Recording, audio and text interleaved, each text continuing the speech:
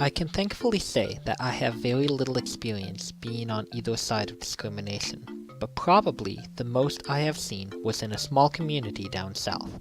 While they were not overtly against African Americans, they had social issues being around them. We will be looking at the possible reasons for this, as well as how to individually help work through these issues for the people who are similar to them to become more social with African Americans. First, everybody is more comfortable with people who are similar to themselves. Since we learn mainly through what we see, it is natural to start out a little shallow about a person's looks. For the most part, though, this does not last long. Since the small town had very little contact with African Americans, though, they will go through this adjustment period when they see them for the first time.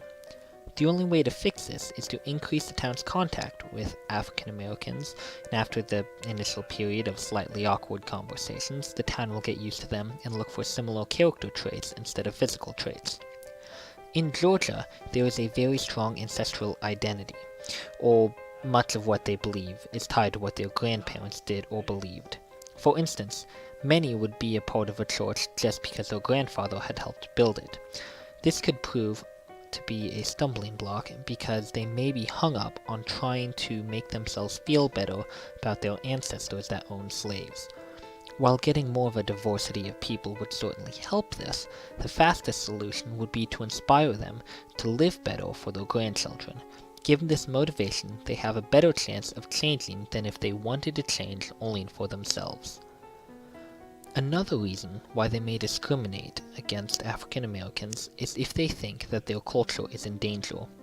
Part of the problem is the instinct that what we do is superior to what anyone else does.